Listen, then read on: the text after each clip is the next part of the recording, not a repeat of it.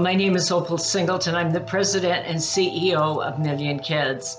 So many of you have contacted me about the Cuties movie that is out on Netflix, and I'd like to comment on it.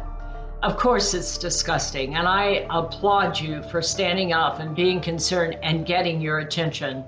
But I'd really like to have you have some deeper thoughts about it other than the fact that the dance actions are actually quite disgusting. What is going on here really, and why would they do that? Of course it's pedophilia. I mean, they want to tell you it isn't, but of course it is. But that isn't the real issue for me. The real issue for me is the fact that you have a movie about an 11-year-old Muslim girl who her family has raised her with standards, with characters, with morality, with expectations. And now you have a group of girls who come along and go, oh, leave that behind. That's boring, that's stupid. You know, you can find yourself in dance. And then they begin these dances. Now, I want you to think about what is really going on here.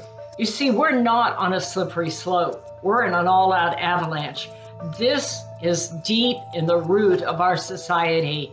And I believe if nothing is going to get our attention, if this doesn't get your attention, there's no hope. Think about what's happening here. These 11-year-old girls are emulating adult sex acts. No surprise. This really started for me. I started talking about it, about 3 years ago, when you had J-Lo at the Super Bowl halftime, and she's out there shaking her booty and twerking. Now, I like J-Lo. I think she's quite talented and very, very beautiful. But there is really no need to get into that kind of emulation of sex acts. Think about what is going on here with this twerking, or what they call dry humping. Yeah, that's a term. I had to look it up, okay? Even in my business, I had to look that one up. But think about what is happening. They're teaching our prepubescent children, before they ever go through puberty, all about adult sex acts. When you see this dry humping, they are emulating a sex act. But think about who's doing it. It's our 6, 7, 8-year-old kids.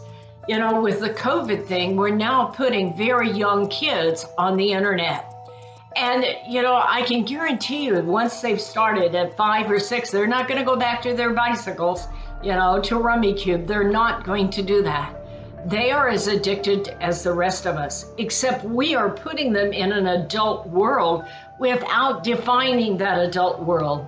I suppose you'll find this corny, but I often think to myself, if you're going to put a 6-year-old or a 9-year-old on the World Wide Web before you have the sex talk with them, it's really fascinating. Parents will say to me, well, they're too young for the sex talk. Well, then they're too young for a phone. Because there are people on the World Wide Web that will be happy to educate your children.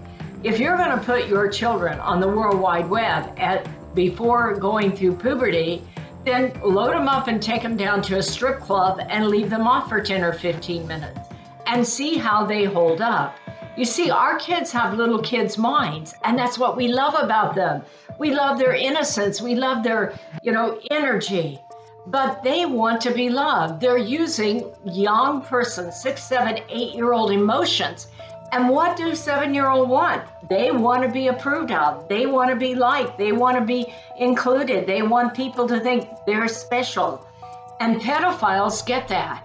And so they go online and they see your kid twerking and shaking and doing the dry hump. And that immediately says this kid is available and vulnerable. You know, they go on to apps like live audience, mass audience live streaming. These are things like TikTok and Like and Byte and like that. Technology is changing while our children are going down that slippery slope. You see, they're not just talking to people they know. I know they're telling you they're doing that, but don't believe them, Mom. They are not talking to people they know. Mass audience live streaming, you make a video and you want to go viral. It is not uncommon for your kid to have 1 million likes. That doesn't mean they're talented. That means that they've just reached a lot of people, and now 1 million people can potentially text back and reach to them. If your child has 1 million likes, what percentage of them are pedophiles? at least 1%. That's 10,000 pedophiles. And if your kid is out there twerking and dry humping, I guarantee you one of those pedophiles is going to reach back to your kid and say, hey, baby, you're hot. Meet me on Instagram. I'll make you famous. I'll make you like a movie star. And this is a serious thing that's happening here, because I want you to think about those sex acts. Do you realize that for most of our kids, their first sexual experience will be a virtual sexual experience? And think about that. They're doing this with little kid emotions, but we are teaching them sex. They get the technology. We are teaching them sex long before their time. What is really disgusting to me about this movie is the statement to all the kids of our society that it is really prudish to be, for instance, have the moral values of a Muslim, or if you're Jewish, or if you're a Nazarene, or a vegetarian or Unitarian. I don't care. But if you're a family with values and structures, this movie is saying, hey, that's boring, give that up. And by the way, you can get a lot of attention doing this. And they do. But here's the problem. This is sex without a relationship. This is sex without context. This is sex without intimacy. Sex was intended by God to be a uniting thing, something that builds relationships, that connects people and helps them find closeness. But not this kind of sex. This kind of sex can be very shame-based. Think about what happens. She's 7, 8, 9 years old. She connects with one of these guys. She uses her little kid energy and excitement. She wants to be loved. What does she do? She connects, and he tells her, hey, send me this video, and oh, you're so cute, and let's do one like this, and they will show them what to do. If you're 7, taking a picture of your private parts is funny. You know, it's kind of like kids like bathroom humor. When they pass gas, they giggle. And when they see their body parts and they take a picture, they think that's funny. They have no understanding of adult pedophilia. But here's the problem with that. When this goes wrong and that shame starts, you are dealing with a prepubescent kid who has yet to get their sexual identity, their moral identity, their relationship identity. And now they're in a sex act, and now they are being chastised. They are being put down. They are feeling like damaged goods, and they have nowhere to go to, because those are adult emotions connected to adult activity that is now being put on a child long before their time. I'm going to tell you, this is not a slippery slope. It is an avalanche, because we are raising a generation of kids. Well, we'll start out with low self-esteem, with damaged goods, okay? Who will look around and know they've done something wrong. They may not understand how and why that is. But I'm going to tell you that 70% of sex trafficking victims were previously sexually violated. And I am telling you, we are creating a superhighway of future sex extortion and sex trafficking victims, because we are putting our kids on there before they have adult understanding. So how do we fight this? You know, I think many of you will agree with me. Some of you won't, but I won't care. Those that believe, those that understand what is happening, how do we fix it? Well, we go back to the beginning. We install Christian values. I think of the Bible verse that said, for me and my house, we serve the Lord. And just because it's now online, and it is a worldwide phenomenon, a world without borders, a home without walls, does not mean that we sell out our values and do it with our children before they ever even are old enough to understand adult sex. No, we take a stand. We decide that being a parent is the greatest mission of all time. And we're going to develop a strategy, and we're going to dedicate. It isn't helpful to start with kids wagging your finger, okay?